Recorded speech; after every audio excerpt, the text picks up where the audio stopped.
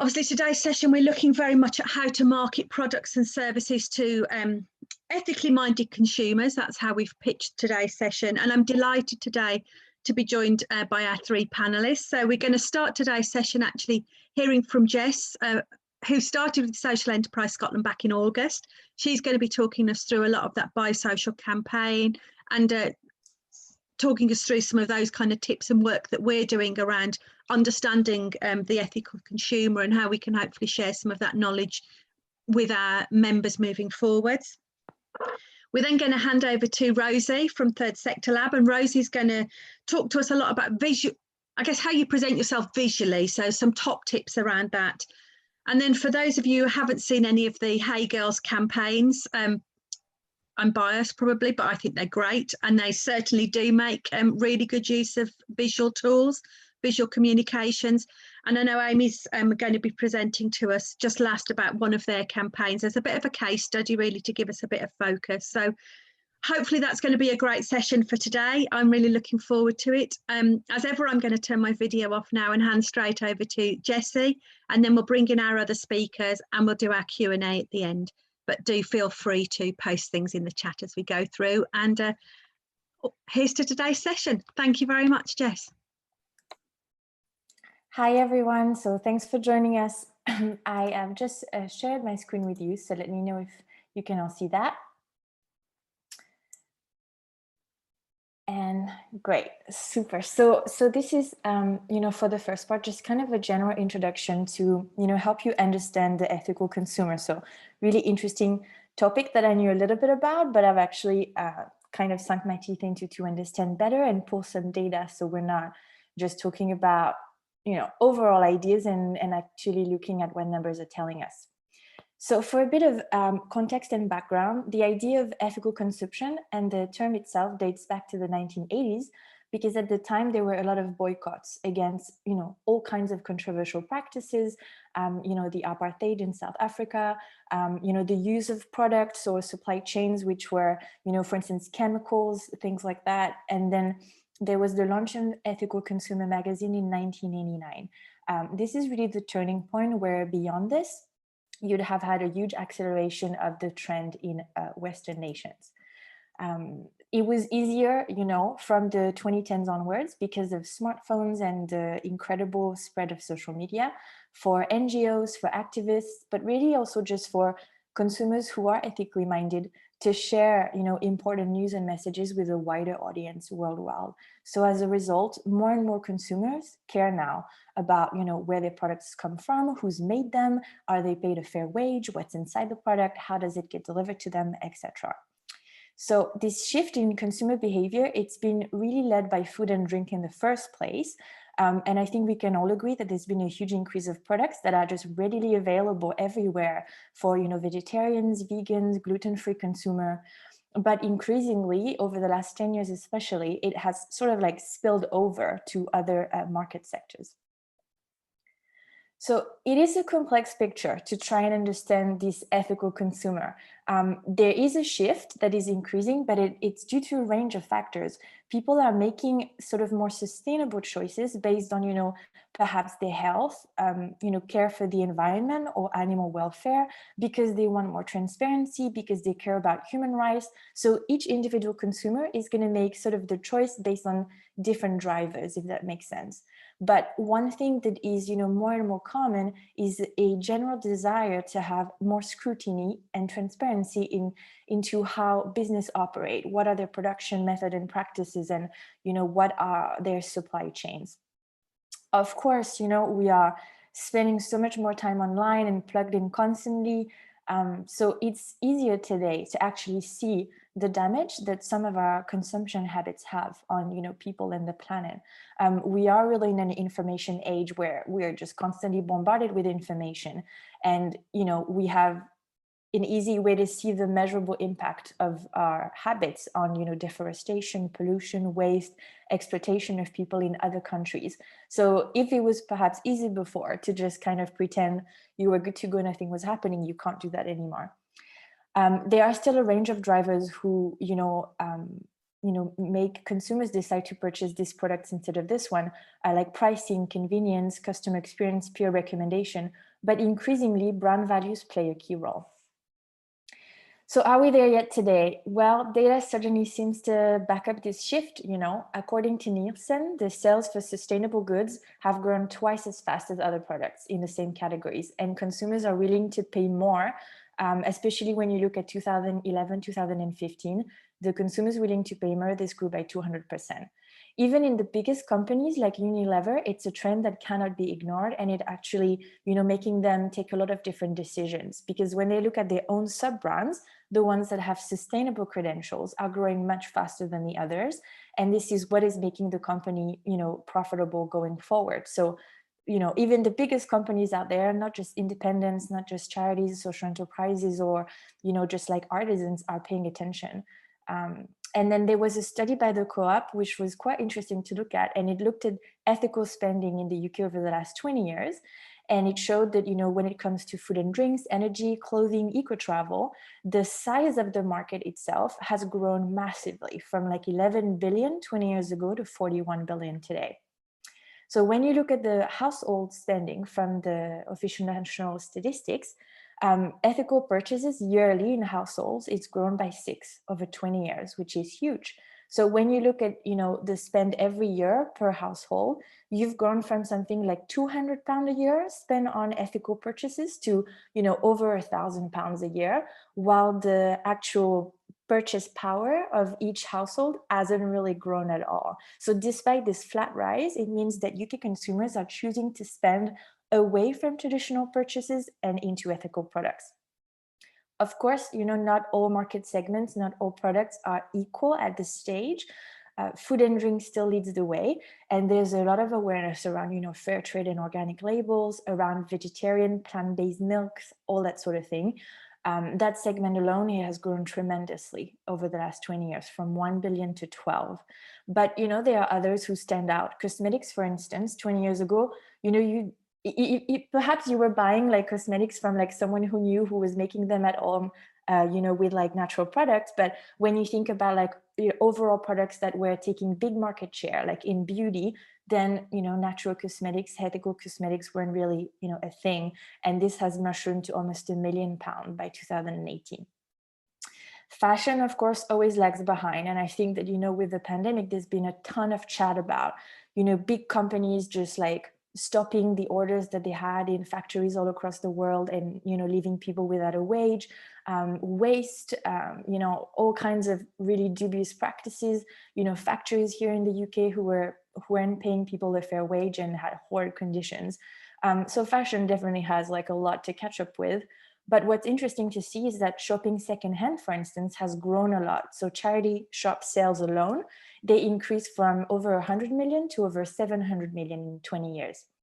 And then I also wanted to share that, outside of charity shops, there are lots of ways today that you can shop secondhand. And I think that's contributed a lot to this increase. For instance, there's a London-based startup, which is a mobile app called Depop. I don't know if you've heard of it, but it has 2 million active users in the UK. And it's a place where, 90% of the users are under 26 years old, and they log on the app and they can like sell clothes that they own, buy clothes that are out from someone else. And it's basically like an eBay for the modern age for clothing. This is just a little illustration of, where that household spending per year is kind of split. But I'll share my slides with you. So, is there a specific role of how old you are in, your ethical consumption behavior? Well, there are 2 key demographics that, sort of like you can see that it's, a big driver for them. So those are millennials who are 25 to 38 and Gen Z who are 15 to 25. So, when you look at these 2 demographics, definitely a lot of them are happy to pay more from sustainable goods, and they prefer to purchase from sustainable and ethical brands. When you think about millennials, they grew up with the internet, that's me. Potentially they are at a stage of their career where they have a bit more disposable income, and they are really happy to shop local and shop independent. And then Gen Z, this younger generation who grew up with social media for the first time, you know, it's almost like a lot of what they do is almost always on stage. So for them, taking a clear stance on the environment, on social causes, that's a big part of their identity. And they're instrumental in sharing key messages. So when you think about, you know, Greta Thunberg or the Black Lives Matter messaging, that's, you know, this is attributable to a lot of the Gen Z sharing, like they are taking those messages and passing them on to their peers. There's an interesting study from Euclid as well, which shows that, you know, 55% of millennials, for them, it's key to shop from brands that align with their values compared to 35% of baby boomers who are aged 55 to 75.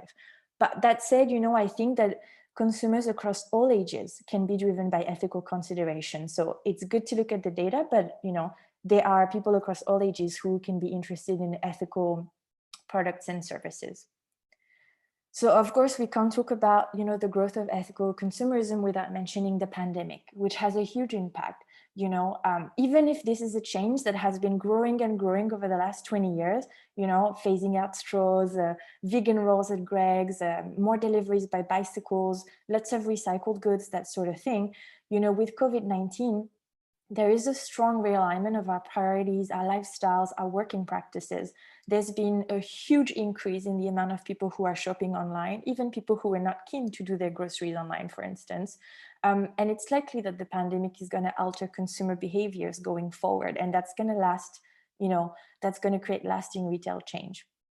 So, you know, if you look at online conversations between March and December, for instance, there's been a huge jump in the amount of consumers who online are sharing local, ethical, sustainable brands.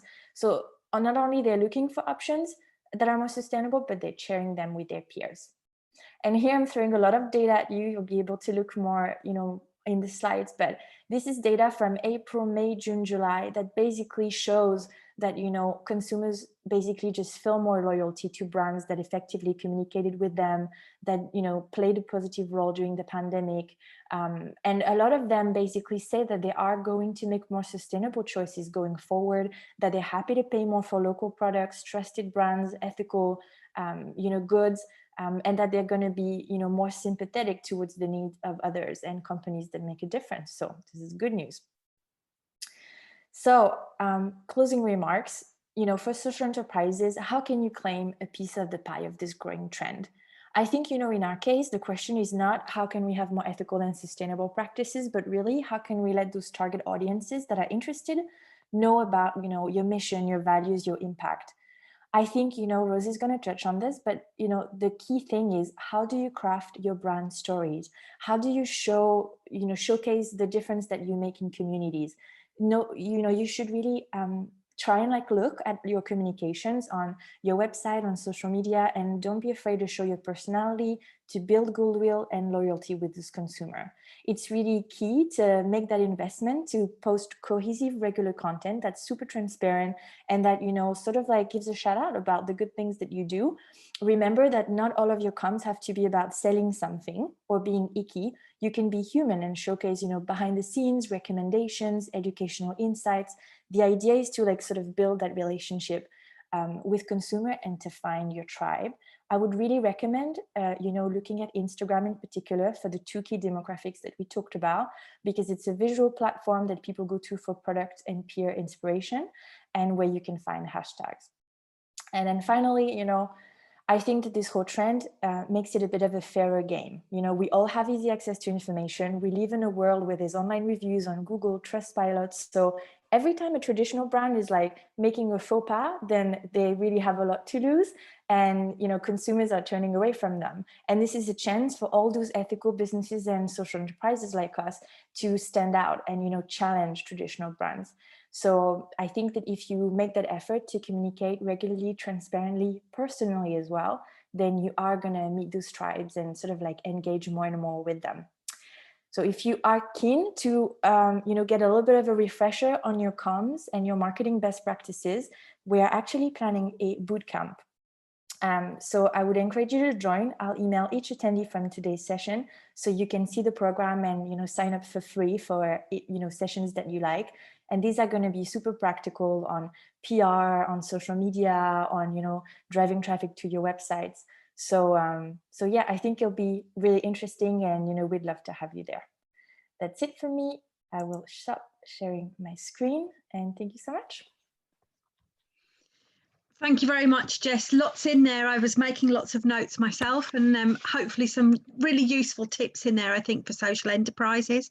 And I think hopefully some real opportunities. We've certainly seen a big surge in lots of the things around shop, buy local. We've obviously got our own Buy Social Scotland campaign. And I think this really is an interesting time for consumers looking at how they spend. And also about how do we make sure that our social enterprises really get the most out of this as an opportunity, as much as it's been quite a challenge too. So I definitely encourage people to join the boot camp. It's free. You've got nothing to lose. Again, like our webinars today, they'll all be recorded sessions, but we've very much tried to get them so they're practical support sessions. So I guess in terms of looking at practical support, I guess that's a good intro into our next speaker. I'm delighted to welcome Rosie to join us. So Rosie is head of content at Third Sector Lab, and she's going to be giving us some top tips really on that visual communication. So over to you, Rosie. That's great. Thanks, Naomi. That was so interesting to hear from Jess. I honestly cannot imagine something that would segue better into what it is that I have to talk about. And it's really just fascinating to think about like how people are making these decisions just now.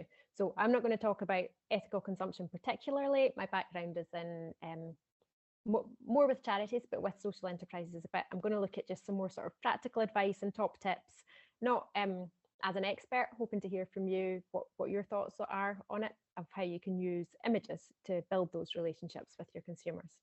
So let me just share my screen.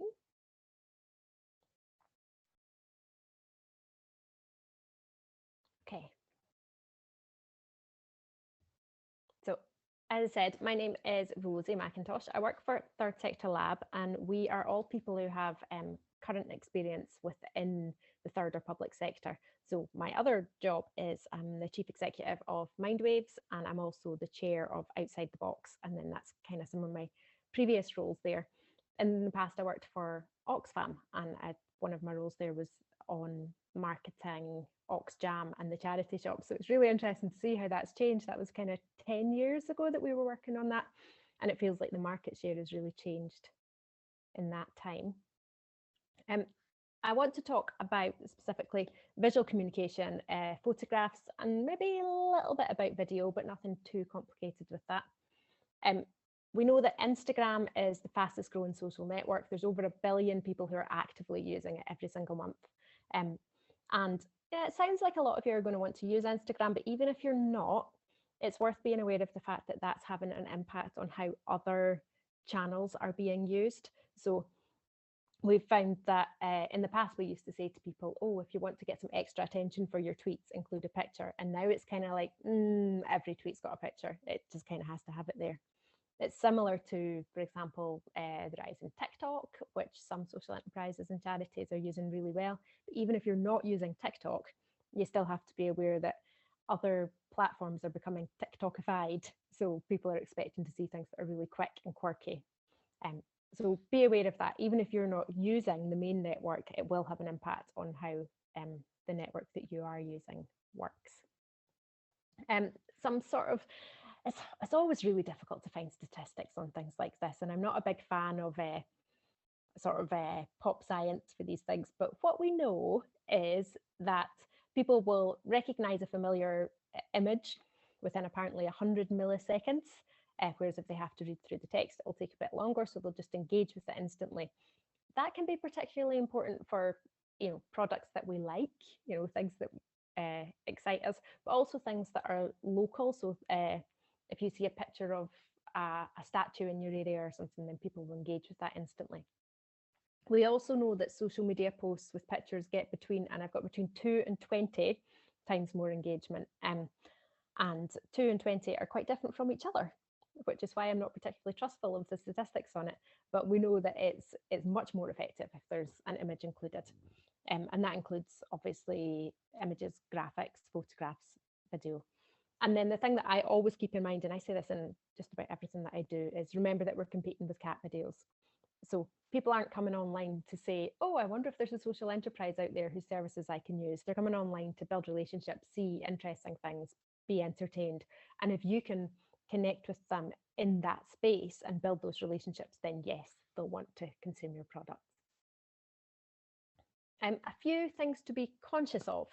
So one of them is accessibility. In a way, images can be a really accessible way of communicating, and they don't rely on people having been able to read and been able to speak English and things. But bear in mind that people who are visually impaired or blind won't be able to see your pictures. So it's a good idea to use alt tags and image descriptions. Most of the social networks have got functions in there to be able to do that, and you can change it in your settings so that it prompts you to do it. Sometimes that's more important than others. So every single picture that you use, strictly speaking, it would be nice to describe it. But particularly if you create a graphic that's got text in it and you have to be able to read the text to understand it, then a blind person's not getting that information at all, and that's just a customer that you've lost. Another thing to be aware of kind of ethically is consent. So obviously, particularly if you're using pictures of people, and even more particularly if you're using pictures of children, then you have to make sure that you have consent to do them. And then the third concern is that you want to have good quality pictures, but I would really urge you not to think that that means that they all have to be like professionally taken pictures. Sometimes the opposite is true. Okay, so the first thing that we automatically think about is photographs. So they can be photos of people, of places, of objects, of your products. You can take them, or you can go away and find stock images. There's nothing wrong with that. Just decide on a sort of brand of how you want to portray yourself, and it's okay to use other people's. Other thing I would say is it's okay to use old photos from the past. People like that. Photos by happy customers are always great. If you can get user-generated content, then that will perform really well.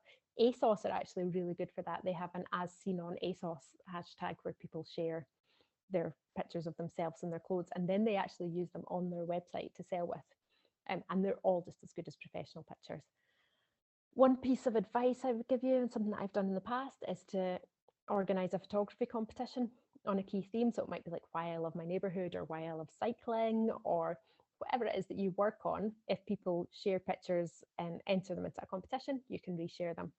I've put a link here to the National Portrait Gallery's lockdown photo contest, which was called Hold Still, and has some gorgeous pictures in there. Okay. Apart from photographs, the other kind of visual that can work really well for events and quotes and things is just basic graphics. So we can use them for our social media posts or as headers for our blogs, and we know that when we do that, they perform much better on social media. I don't know how many people have used Canva before. If you haven't, then give it a go. It's really simple. It's really kind of intuitive for people like me who are not designers, and you can create sort of branded templates. If you're a registered charity, which I know some of you will be, some of you won't, you can get a free pro account, which will be set up with all your branding and everything in there, and you have access to all their pro features.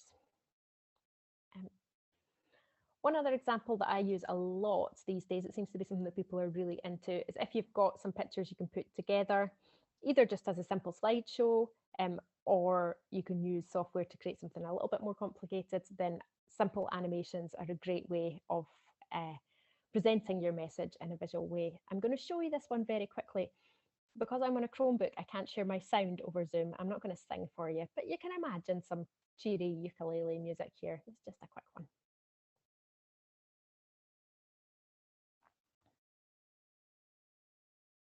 So this is just kind of put together. You get modular scenes, and then you put your text over the top of it and then publish it. I think you can create these in about an hour.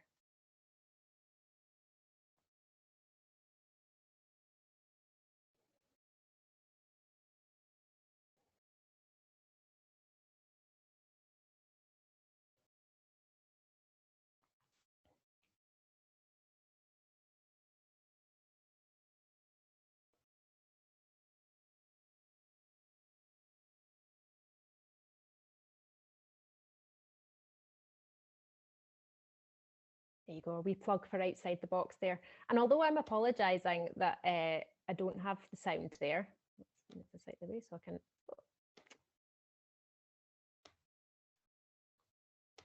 We know that actually when people watch videos on social media, and particularly on Facebook, it's about 85% of people won't have the sound on. So you always have to have a way of communicating something visually in any case.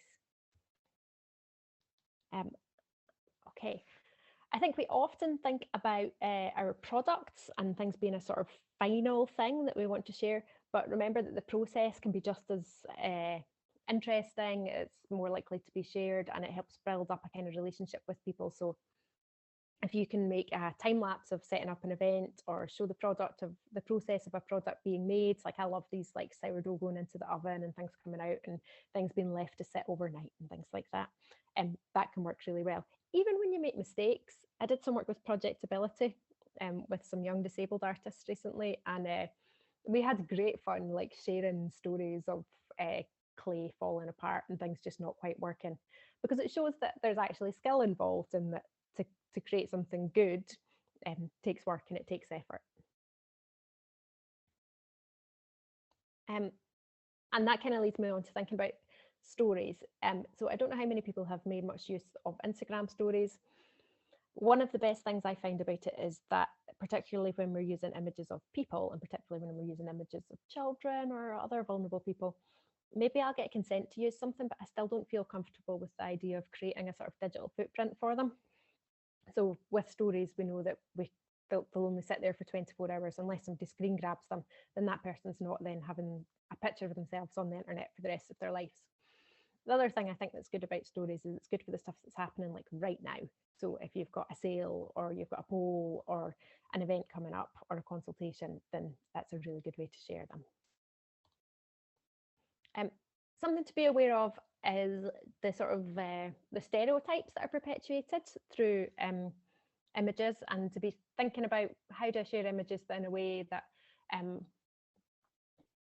is good for our community. So food's a big one on that. There's a lot of stereotypes around like weight and bigger people, and if you do stuff about healthy options for food, that's great, but let's not use images that would stigmatize people who are overweight, for example. The one that I find interesting working in the mental health field is there was a campaign from Time to Change a few years ago, and they created a picture bank for media to use that has images that are less stigmatizing about mental health. And they did a campaign that introduced a whole load of user-generated content, which was brilliant, which was called Goodbye Head Clutcher, because they were laughing at this idea that every time you see a story about mental health, all of a sudden the person's head seems to be really heavy and they have to just hold their hand in their heads. And then people shared pictures of themselves doing that in a jokey way, but then some other images that were saying, well, actually, this is how I would portray mental health. And the great thing about that was that they involved the community in identifying the problem and then reimagining what kind of images would work better and be less stigmatizing. The other thing I would say is don't forget that you can use visual communication both ways. So it's not just about promoting your product and saying buy this, it's asking people to feedback. What did you find helpful? Showing themselves wearing your product or using it or being in your space, or asking them to tell you what they liked about it or didn't like about it. So encouraging people to use emojis and GIFs and photos, even if it's just photos of post-its, which I have quite a few of. Okay, that's all my advice for now. I love the fact that if I was doing this as part of a bigger day, I would then lead on and say, and now I'm going to show a case study of a charity or a social enterprise that's done this amazingly, and I cannot imagine a better one to do that than Hey Girls. So that's Amy up next to do that. Brilliant. Thank you so much, Rosie. And I guess really well introduced in terms of our next speaker too. And if anyone, I mean, there were so many useful tips in that. And I often joke actually with members of the social enterprise team that working with me can sometimes be like working with your gran, because I'm not used to all the latest IT bits either.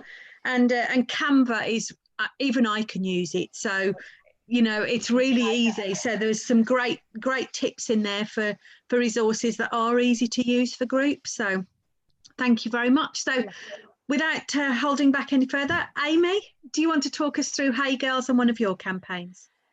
Yeah, so I feel under pressure now to make sure that mine is as visually pleasing as it should be. I'm just going to apologise for the slideshow, which isn't as visually appealing, but the campaign is. So I thought I would talk through a campaign that we launched in March of this year.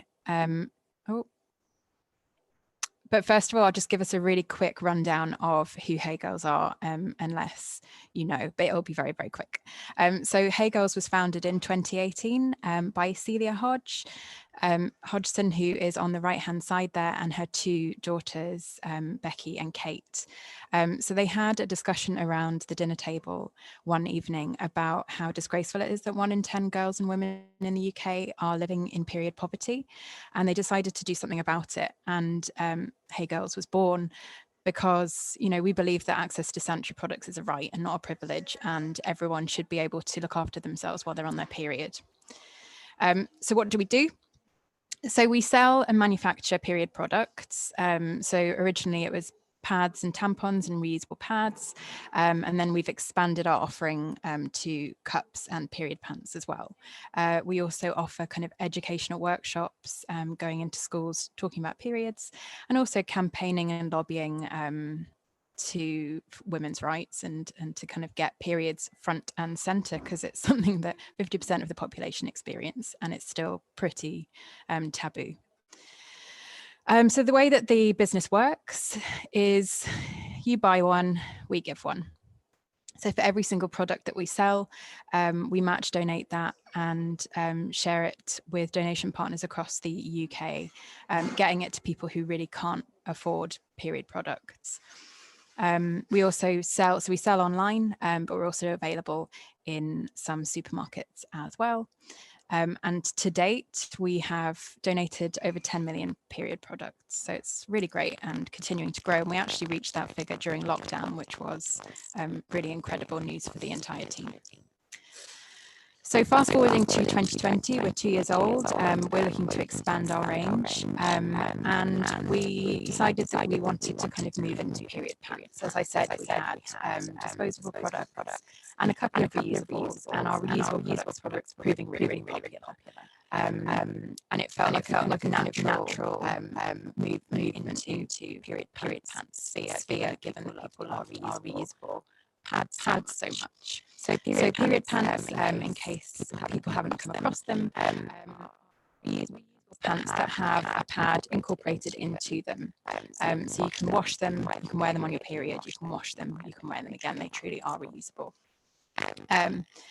So yeah, we came up with the idea of having these pants. We had them ready to go for our launch in February, and then a global pandemic arrived, and we really had to kind of think, should we be doing this now? Should we put this on hold? Obviously, no one knew what was going to happen. And we had lots of kind of meetings internally, and we thought, well, actually, maybe this is a really good time for us to launch these pants. You know, if you haven't used them before, really good time to try them out would be if you're at home. If you're at home, you don't have to worry about if they work or if they don't work for you. You're at home, you can try out the pants. So we thought, okay, let's go ahead. Let's launch this on the 30th of March as everyone is stuck at home. So obviously with any kind of campaign planning, there are a couple of things to consider, and our objectives with launching this new product was to reach new customers. So we already knew that we had an ethically minded consumer base, people who are interested in using reusable products. But with period pants, we were kind of moving into a different kind of sector, and one that we weren't particularly experienced in. So we're really kind of entering into the eco beauty space, and also, you know, lingerie, underwear, clothing. It's quite different to just purely kind of menstrual products. So we decided with this kind of campaign launch, we wanted to use our brand to raise awareness of periods, being really frank and open in the kind of Hey Girls way. And obviously, our main objective was to generate sales, because with every sale that we make, we are able to donate back into the community. So there were a couple of things to consider when we were looking at the campaign and what we wanted to achieve. So breaking down kind of the audience who we want to reach, what kind of media we want to use, the messaging, how we reach the audiences that we're choosing, and also the channels that we would use to kind of push the campaign out. So who do we want to reach? As a period product brand, 50% of the population bleed every month, but that's a huge group of people to market to. So we really need to kind of hone it down. And I think it's quite interesting in the slides that Jess was talking about, the kind of millennials and the Gen Zs, and that's exactly who we wanted to go for, the kind of younger 18 to 30-year-olds who've grown up with social media, who are ethically minded, who make their views known on social, and are kind of easily swayed to more niche brands, don't necessarily rely on supermarkets and Boots and places like that. We also wanted to focus on the slightly older age range, 30 to 50, looking at kind of mums, people with an eco-conscious conscience, people who have interests in sustainability. And the demographics that we were looking at, and this is because we had an organic campaign and a paid for social campaign, which I'll kind of run through later. We decided for the paid that we would focus on Scotland and London. Scotland, because we are based in Scotland, and we know that our brand recognition here is high. So we want to kind of capitalize on that and reach people who are local to us during lockdown. We focused on London as well because we know that people down there are more eco-inclined and have a little bit more money to spend on that. That doesn't mean that our campaign was only limited to those two places, but that's where we were spending money to reach those people. So we wanted to look at the interests and the kind of topics that our customers might be interested in, so that we could really work out a good way of speaking to them. So we were people that were interested in period pants, so we wanted to catch people that had already expressed an interest, customers that are interested in reusable and sustainable options, in their home, using, makeup, and also, things that they put on their skin. Obviously eco-friendly audiences, and also kind of natural, organic and vegan interests, as well as plastic free. So these are all tick boxes for all of our products, and we're just trying to really kind of work out the way that we want to speak to the customers that have these interests. So when we're talking about these audiences, how do we reach them and on what channels?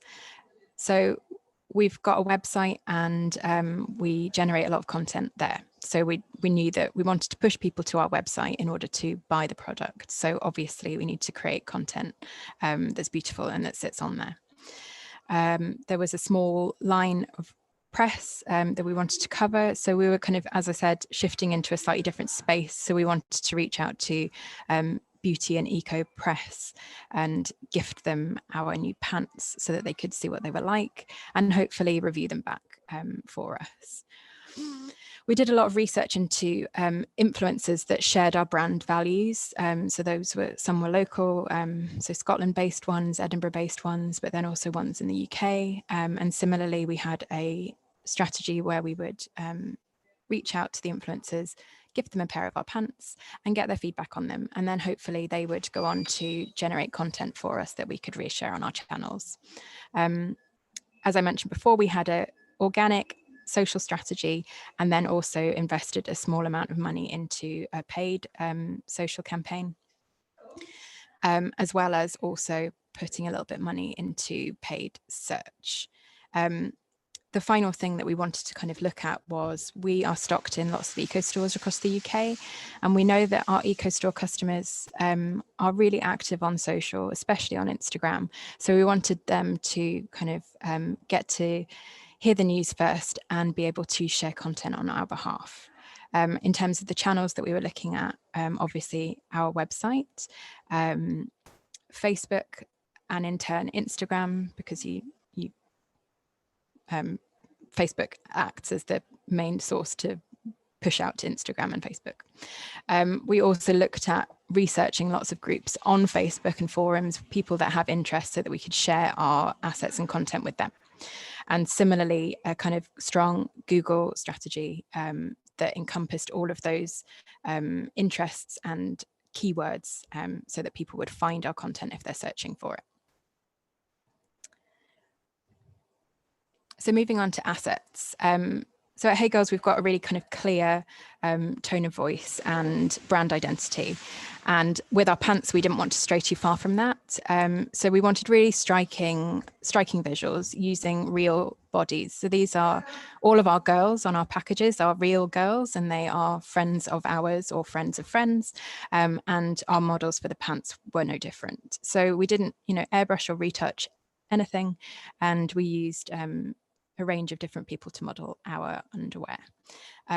We wanted to make sure that the campaign was straight talking. We call periods, and that's that. And we wanted to convey that we've got a kind of sense of humor about it, a little bit of tongue in cheek. So I'm just going to play a 15-second video that we made. So we made a longer 30-second, and then we chopped it down into different lengths. So this is just a teaser of the campaign video that we created for this campaign launch.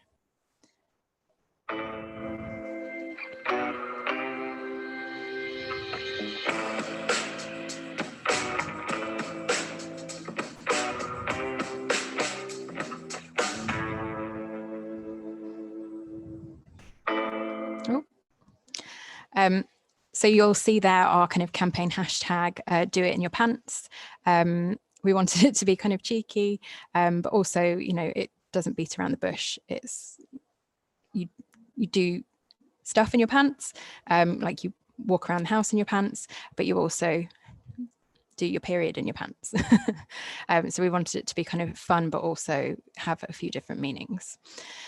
So we had our assets, we'd created them, and then we were looking at kind of how we would generate the messaging. And here are just some examples of the different kind of ways that we use the assets, the different kind of creatives that we played around with. So we were using the kind of buzzwords that would connect with people that we wanted to reach, like plastic free, good for the planet, good for you, biodegradable, organic, good for the environment. We also put a couple of stats in there about the amount of plastic that's found in a lot of period products, because we wanted to kind of shock and educate at the same time. And then down at the bottom right hand side, you can see your period sorted for the next 10 years. We wanted to really reiterate that this is a really sustainable option. A couple of notes in here. So we defined our tone of voice. Obviously, we've got quite a clear brand tone of voice, and that didn't really differ too much for this campaign. But when you're looking at kind of different channels, Facebook versus Instagram, we looked at kind of changing up the language that we were using slightly, just because you've got different demographics of people on there. And also another note, don't be afraid to kind of test messaging. So we had, 10 different ads that we'd created. We ran them all, we saw which ones were performing best, we'd tweak them, we'd go back. So it really was a kind of process of seeing what worked, seeing what didn't, testing and changing as we went along. So our main hashtag was do it in your pants. How do you do it in your pants? We used it in every single post. And then there were just another couple of extra ones that we found really useful that kind of tied into the kind of material that we wanted to be associated with. So obviously buy one, give one, it's our, everything that we do is buy one, give one, plastic free, sustainable, period friendly, buy social, buy local, vegan, organic, the list goes on. But these were just a couple that we kind of pulled out as being like the headline ones that we wanted to use. As I said, we had a kind of influencer strategy. So we gifted our pants to influencers that shared our kind of ethos and asked them to engage with the campaign, and they created some really, really fantastic assets for us to be able to share back. And then they're also reaching their kind of followers as well. So it's a really nice variety of different things that they did, and people wearing them and doing what they do in their pants.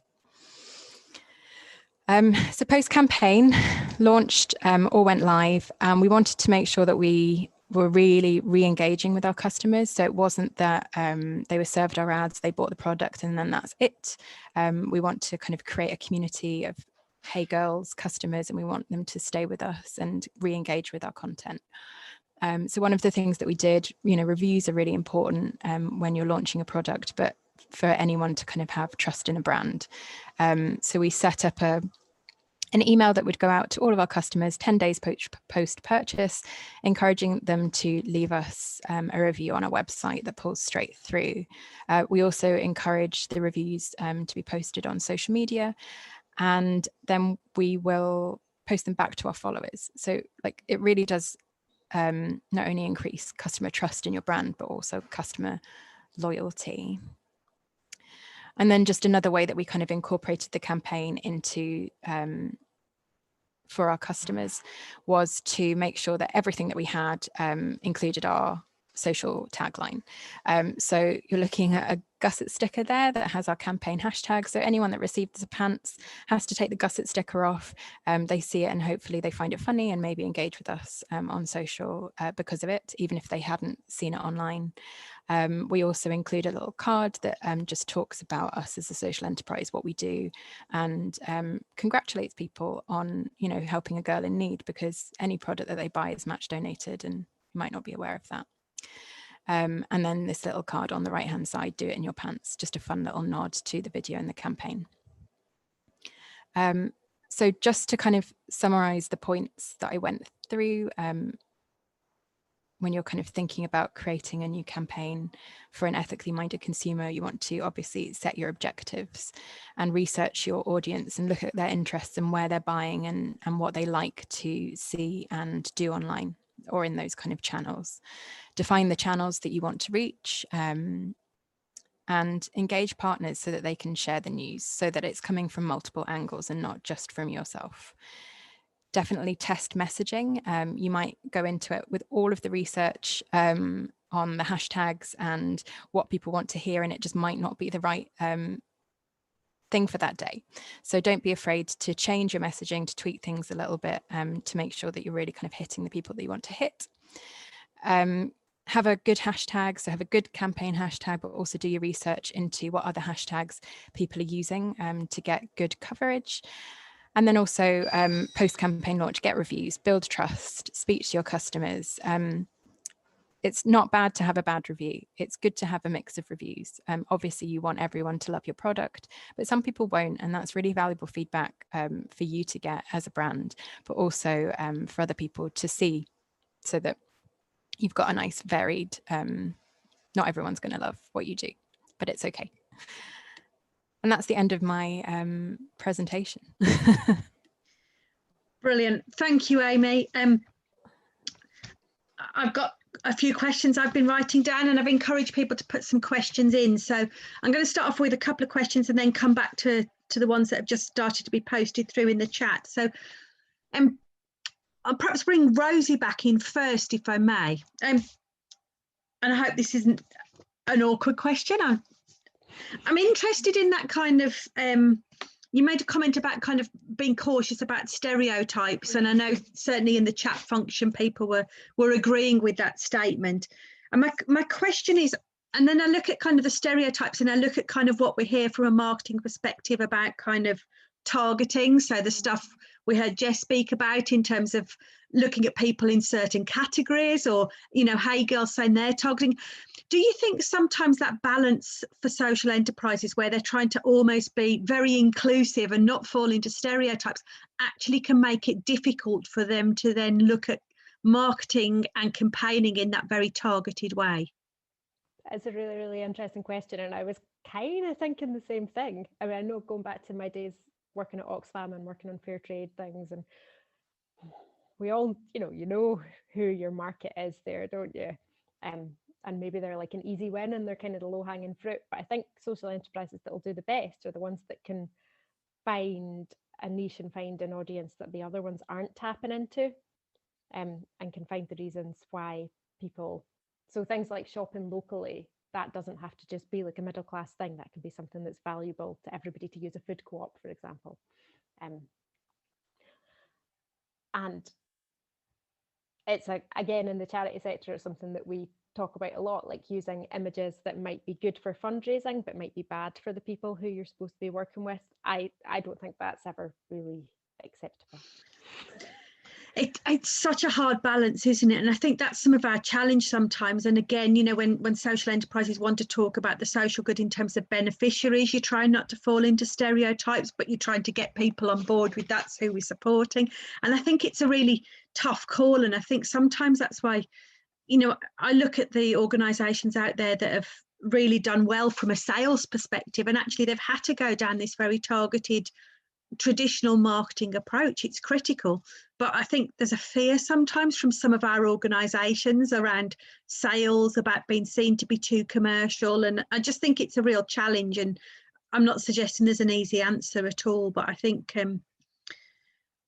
I would always encourage people to do that targeting if they're looking at sales, but I guess it's that caution that comes from you about not falling into a stereotype in terms of how we present support. Using something and doing something without being insulting to other people. And I think a lot of the food brands can be a bit like that. We have to be careful about not being kind of too righteous. Maybe. Yeah. No, it's a really tough one. I think it's really hard to get right. Thank you. It just struck me as I was listening to everything. I'm kind of thinking, this is why marketing is so difficult for lots of our groups out there sometimes. I wanted to come back and ask a question to Amy, if I may. And I love the Hey Girls campaigns. They're sometimes quite provocative. I love the fact that there's period advertising where no one's wearing white trousers.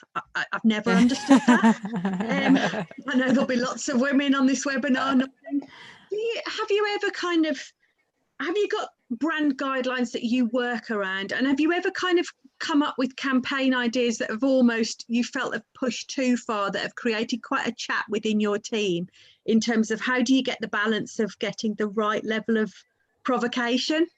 Yeah, I mean, yes, we do have brand guidelines and we've got tone of voice. We are a small team, but we talk through everything. And, you know, I think that one person's, oh, that's a bit uncomfortable, can be another person's, oh, that's totally fine. So we do kind of test it within the team, and there are very kind of differing opinions, but more often than not, we want to kind of push the boundaries.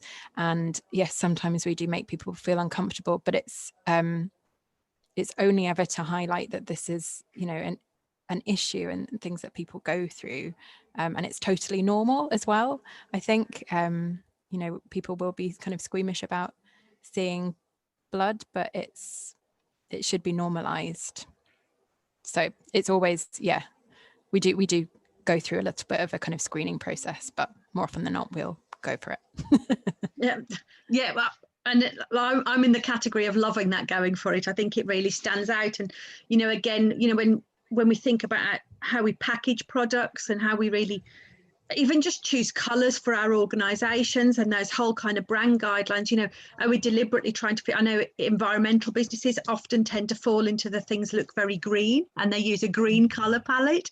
And then you sometimes think, and I look at supermarket shelves, if that's where products are going, and actually sometimes do you do better by doing something that's completely the reverse of the norm in your industry to make yourself stand out? So I guess it's going through all of those conversations and challenges. There's another question just come in for you, which is, so I'm just reading it, which is why I'm getting close to the screen. I said I was like Gran. How do you choose which platforms and channels are best for your products and services? And I guess it's talking about how kind of some people have had more success by being on up and coming platforms at the start, and do you deliberately look for what's coming as a new platform before it exists? Oh, who's that? Am I all right giving that to you, Amy, and then I'll come back in and bring some of our other panelists back in as well? Okay, hold on. That was 3 questions, I think, in one there. Oh God, yeah, I'm terrible for doing that. Right, okay, so I guess, do you look at upcoming platforms and try and keep on top of that rather than just kind of go, oh, there's a new one, we need to fit to it? So I think you mentioned TikTok, for example. So are you already starting to think about where new channels are coming on board before they really have taken off? Yeah, I mean, TikTok is one that we're not on at the moment, and potentially we should be, but I think that something that we're kind of mindful of, and I'm sure that lots of the other social enterprises will be. We're a really small team, and we don't want to overstretch our capacity. So, you know, at the moment we've got Twitter, LinkedIn, Facebook, and Instagram, and that in itself is a full-time job, really kind of creating worthwhile content for there. So I think we'd have to think about it really, really seriously if we were going to take another one on board. Would we lose one? Is it worthwhile for us? Are there other brands on there? So we'd really have to kind of research into who else is using that space. I think with the thing that's quite interesting with Instagram is that they've now got a Reels feature, which is obviously mimicking what TikTok does. So you can create these kind of quite cool, quirky pieces of content. So I think we at a brand would probably go down that route first. And if we're finding that engagement with that is really successful, maybe we'll take on TikTok. But we just have to be able to see whether we have capacity within the team to be able to do that as well. Okay. Thank you, Amy. I'm going to bring Jess in if I can, just to answer this question, because obviously you've been introduced to Jess kind of in a scope at Social Enterprise Scotland, but she's done lots of work in broader marketing areas before she came to us, so I know she'll be good at this question, if that's all right, Jess. One person's just asking, do you suggest having a marketing strategy which is about building your positioning and understanding where you fit before you might go on to launch a specific product or campaign? And have you got any bits of advice from your experience to help answer that question? Yes, absolutely. I think that, Amy gave this really good example of having specific objectives and tactics that are for one campaign, one product launch with messaging associated to it. And that's really valid. But I think you also have to separate campaigns that are for your specific product and services launches from, the general kind of communications and marketing tactics that you have in place for your own brand. So building your brand, getting better at sort of expressing who you are, your mission, your values, thinking about the sort of typology of content that is going to make sense to help you reach those target audiences, on a regular kind of basis, and, express things with a cohesive voice. I think that's super important, and that's work that takes a little bit of time at first when you first build that strategy and you get clear on what you're trying to say and on which channels and how often. But once you have that in place, it can actually be very easy to create that content because you're that much clearer, your focus is there, and then you can also delegate, to volunteers or to colleagues, and then going forward, just every time people engage with you, whatever the channel, they just also get more clear on who you are and why they should build a relationship with you as a customer. No, thank you, Jess. I'm always really conscious, and I think I'm glad Amy picked up on it as well. That thing of being a small team is really hard. I know some of the people that have joined us today are at quite an early stage in their social enterprises, so just don't have access to a marketing department, and that can be quite hard actually when you're trying to compete, I guess, in the commercial arena and get those clear messages out, but actually your marketing budget is quite tight. I'm just going to ask, just perhaps there's a few more minutes left. We'll probably be 5 minutes over today. I've got good questions and I want to ask them, so I've checked our panelists can stay on just for 5 more minutes. And feel free for anyone, I guess, to come in on this one, but my experience of working with social enterprises are often, because we're so focused on social outcomes and beneficiaries, the marketing budget is often the first to get cut. Because it's kind of seen as the nice to have rather than the essential. It's not supporting beneficiaries. What would you say? Obviously, Amy, Hey Girls will have had some challenges themselves through COVID. I'm sure it's not been easy for any organisation. What would your advice be out there to groups about looking at a marketing budget, how you try and make sure that you almost fight for that within your organisation? And then I'll perhaps ask Rosie to come just in on that as well. Yeah, I mean, I think it's not necessarily just a social enterprise thing, it's a general life thing. Marketing is always the one that is the first to get cut. And I think you just have to be super strong and be able to do little tests, I think, to be able to demonstrate it and report it and have all of that data at your fingertips, because people don't believe it until they see it. So like measuring absolutely everything that you do, spikes in sales against posts on whatever social media channel you're using, really making sure that you evaluate every campaign that you run, and looking at kind of competitors as well, what other people are doing, and how you can kind of tie into that. But yeah, I think it's really kind of building your case to whoever it is that you need to report into, and seeing if you can test incrementally if there isn't a kind of rolling budget that you have available to you. No, thank you, Amy. That's really helpful advice, I think, for groups out there. Rosie, any just thoughts and comments around that? Going to say almost exactly the same thing, like just being able to demonstrate the return on investment, but also being creative. I know you can't just do things for free, but spending more money isn't necessarily better. If I can jump in as well and say, you know, I think we always look at things with the prism of being a social enterprise or perhaps a charity and being a small team, but you know, in a way, there are tons of very small brands out there who are just one woman band who are knitting in their home or making jewelry or painting. A lot of small startups are just going to be one founder.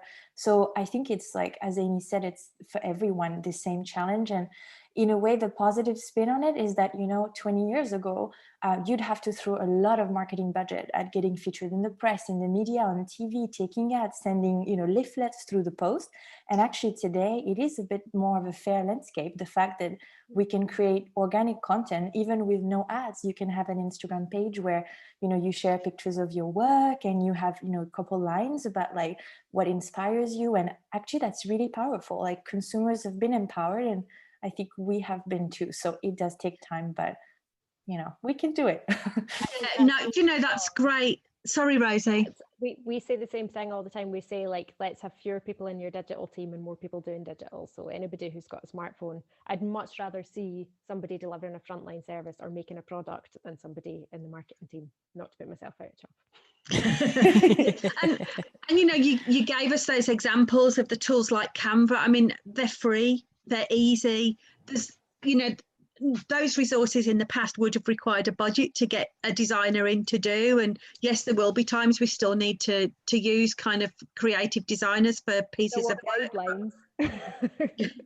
Yeah, but there's still so much we can, there's still so much I think that we can do ourselves now that all of these programs and online has given us access to. So I think that's encouraging. So we've got a couple of minutes left, and I have to say I was going to ask Jess to finish off on a blatant plug because I can. And it's just, obviously we've got our Buy Social campaign coming up, Jess, and at Social Enterprise Scotland we're really trying hard to see how we can help social enterprises do more marketing of their products. Can you just say a little bit about how can people get involved in that campaign? It's free to get involved in, and hopefully is free marketing support for groups as well. So I thought it might just be helpful to just tell people what would be good about that. Yes, of course. So, you know, if you saw on one of Amy's slides, she mentioned that one of the hashtags she's been using as part of this campaign, and probably other, is Buy Social. So there is a worldwide effort in, you know, over 10 countries to try and promote social enterprises to consumers and to corporate. Here in Scotland, for the first time, we are trying to do a, you know, sort of like soft launching this campaign here to speak to general Scottish consumers and really promote to them ethical gifts, products, services, experiences that you can give for someone to Christmas. So we started working on this just, you know, like 6 weeks ago, so it's very fresh, but we have a website that's up now. So it's buysocialscotland.com. And you can have a look. There's a little bit of background about the campaign, and there's, you know, a button to get involved. Essentially what we're going to be doing is super simple. It's just like promoting products and services with influencers in the press and media on a dedicated online destination where you'll be able to find products and filter by different sorts of criteria. So it's a pilot program, and we're going to be testing things, but we're really excited about it. So if you want to be involved, it's completely free. Get in touch, and I'll follow up personally.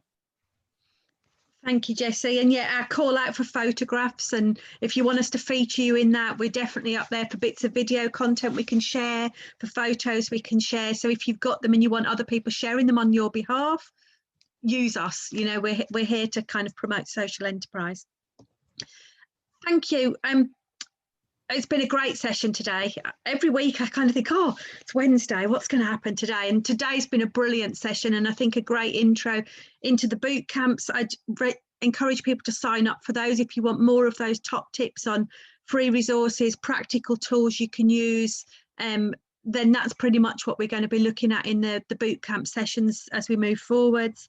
And just to give you that last flag, next week's webinar is looking at employability, and we've got people talking from UK government talking about the Kickstart programme, and other guests talking about kind of looking in with links to the Youth Guarantee Scheme and things in Scotland. So if you want to know more about that and how you might be able to use people through the Kickstart programme in your social enterprise, then that would be a great session for next week. And thank you so much to our panellists for today. That was a brilliant session.